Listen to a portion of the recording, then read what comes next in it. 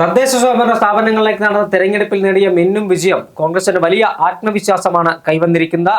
2 തവണയായി ഇപ്പോൾ പ്രതിപക്ഷത്തിരിക്കുന്ന കോൺഗ്രസിന് 2026 നിയമസഭാ തെരഞ്ഞെടുപ്പിൽ കേരളത്തിൽ ഭരിക്കാനുള്ള അവസരം ഉണ്ടാക്കിയേ മതിയാകൂ എന്ന സാഹചര്യമാണ് നിലവിലുള്ളത്. കാരണം വലിയ പ്രതീക്ഷയോടുകൂടിയാണ് കോൺഗ്രസ് ആ തെരഞ്ഞെടുപ്പിനെ നേരിടാൻ പോകുന്നത്. പ്രത്യേകിച്ച് ത്രിതല പഞ്ചായത്ത് തെരഞ്ഞെടുപ്പിൽ നേടിയ മിന്നും വിജയം നിയമസഭാ തെരഞ്ഞെടുപ്പിലും ആവർത്തിക്കാൻ കഴിയുമെന്നാണ് കോൺഗ്രസിന്റെ കണക്കുകൂട്ടലും പ്രതീക്ഷയും.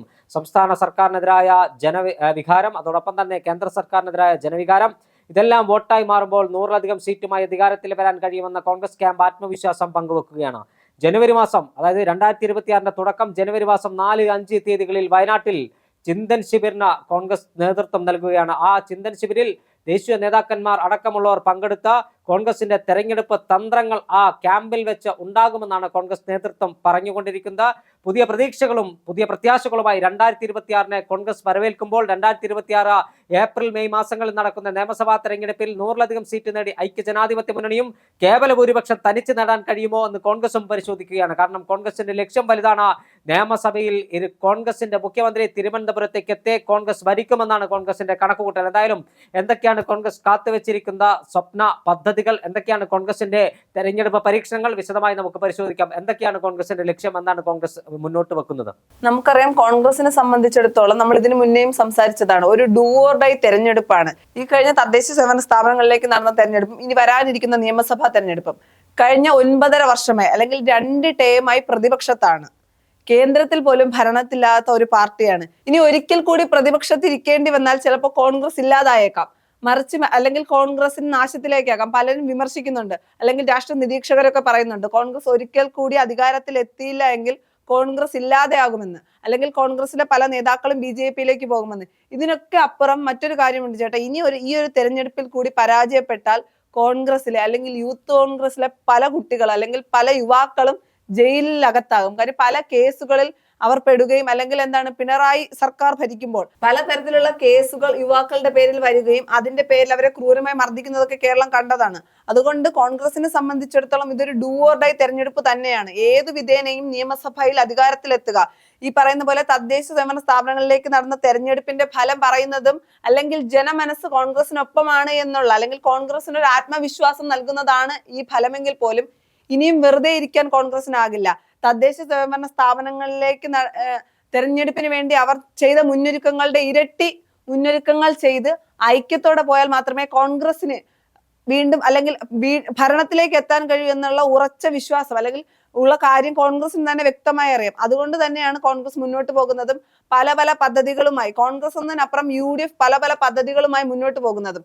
കാര്യം കോൺഗ്രസിന് ഈ തെരഞ്ഞെടുപ്പ് ഒരു ഡൂ ഓർ ഡൈ തെരഞ്ഞെടുപ്പ് തന്നെയാണ്. പിന്നെ കോൺഗ്രസ് ചിന്തിക്കുന്നത്, ഇപ്പോൾ നമുക്കറിയാം, തദ്ദേശ സ്വയംഭരണ സ്ഥാപനങ്ങളിലേക്ക് നടന്ന തെരഞ്ഞെടുപ്പിൽ കോൺഗ്രസിന് വലിയ വിജയമുണ്ടായി. കോൺഗ്രസ് ഒറ്റകക്ഷിയാകാൻ പോലും ശ്രമിക്കും, അല്ലെങ്കിൽ ഭരണത്തിൽ ഐക്യ ജനാധിപത്യ മുന്നണി അല്ലെങ്കിൽ UDF എന്നതിനപ്പുറം കോൺഗ്രസിന് ഒറ്റയ്ക്ക് ഭരിക്കാനുള്ള ഭൂരിപക്ഷം ലഭിക്കുമോ എന്നുള്ള ചോദ്യവും ബാക്കിയാവുകയാണ്. തീർച്ചയായും കോൺഗ്രസിനെ സംബന്ധിച്ചിടത്തോളം വലിയ പ്രതീക്ഷയാണ് കോൺഗ്രസിനുള്ളത്. പ്രത്യേകിച്ച് തദ്ദേശ സ്വയംഭരണ സ്ഥാപനങ്ങളിലേക്ക് നടന്ന തെരഞ്ഞെടുപ്പിൽ നേടിയ മിന്നും വിജയം തന്നെയാണ് കോൺഗ്രസിന്റെ ആത്മവിശ്വാസത്തിന് കരുത്തു പകരുന്നത്. അതോടൊപ്പം തന്നെ കോൺഗ്രസ് ഒറ്റക്കെട്ടായി ഒരേ മനസ്സോടുകൂടി എണ്ണയിട്ട യന്ത്രം കണക്കെ കോൺഗ്രസിന്റെ സംഘടന ചലിക്കുമ്പോൾ കോൺഗ്രസിന് വലിയ വിജയം കൈപ്പിടിയിൽ ഒതുക്കാമെന്നാണ് കോൺഗ്രസ് ക്യാമ്പിന്റെ പ്രതീക്ഷയും അവകാശവാദവും. അതിനുവേണ്ടിയുള്ള പ്രവർത്തനങ്ങൾ ഏകോപിപ്പിക്കാൻ പുതിയ പ്രവർത്തന പദ്ധതികൾ ആവിഷ്കരിക്കാനാണ് ജനുവരി 4, 5 തീയതികളിൽ വയനാട്ടിൽ ചിന്തൻ ശിബിർ വിളിച്ചു ചേർത്തിരിക്കുന്നത്. ആ ചിന്തൻ ശിബിരിൽ ദേശീയ നേതാക്കന്മാർ, ഒരുപക്ഷെ പ്രിയങ്ക ഗാന്ധി ഉൾപ്പെടെയുള്ളവർ ആ പരിപാടിയിൽ പങ്കെടുക്കാൻ സാധ്യതയുണ്ട്. അത്തരത്തിൽ കോൺഗ്രസിന്റെ KPCC ഭാരവാഹികൾ ഉൾപ്പെടെ എല്ലാ ആളുകളും അതിൽ പങ്കെടുക്കുകയാണ്.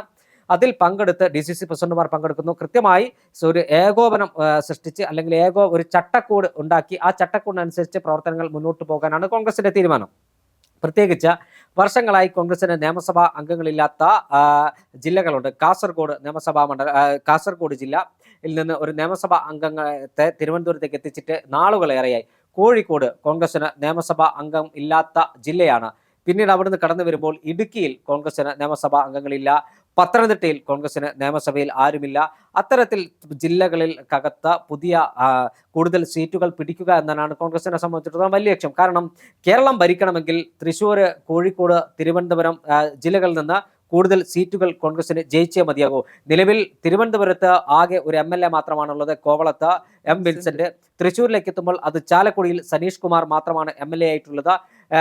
കോഴിക്കോട് MLA ഇല്ല. കോഴിക്കോട് 14 സീറ്റുകളിൽ മിനിമം 5 സീറ്റ് കോൺഗ്രസ് തനിച്ച് ജയിക്കണമെന്നാണ് കോൺഗ്രസിന്റെ കണക്കുകൂട്ടൽ. അതോടൊപ്പം തന്നെ തൃശ്ശൂരിൽ ഒരു കാലത്ത് കോൺഗ്രസിന്റെ ശക്തി ദുർഗ കേന്ദ്രമായിരുന്ന തൃശ്ശൂര്, ഒല്ലൂര്, മണലൂര് ഉൾപ്പെടെയുള്ള മണ്ഡലങ്ങൾ തിരിച്ചുപിടിക്കാൻ കഴിയുമെന്നാണ് കോൺഗ്രസിന്റെ കണക്കുകൂട്ടൽ. ചാലക്കുടി നിലനിർത്തുന്നതിനൊപ്പം പുതുക്കാടും പോലെയുള്ള മണ്ഡലങ്ങൾ തിരിച്ചുപിടിക്കാൻ കഴിഞ്ഞാൽ അത് വലിയ ആത്മവിശ്വാസം കോൺഗ്രസിന് പകരും.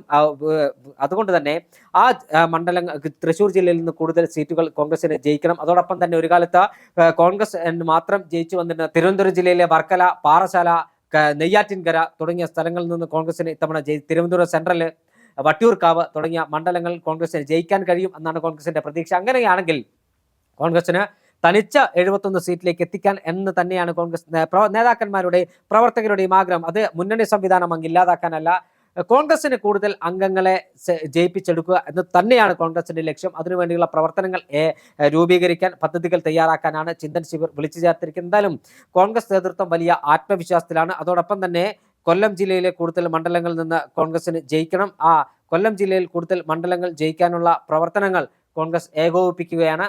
നിലവിൽ കരുനാഗപ്പള്ളിയും അതോടൊപ്പം തന്നെ കുണ്ടറയുമാണ് കോൺഗ്രസിന്റെ കയ്യിലുള്ള മണ്ഡലം. കൊല്ലം മണ്ഡലം ഉൾപ്പെടെ കോൺഗ്രസിന് ജയിക്കാൻ കഴിയുമെന്നാണ് കോൺഗ്രസ് ക്യാമ്പിന്റെ ഒരു കണക്കുകൂട്ടൽ.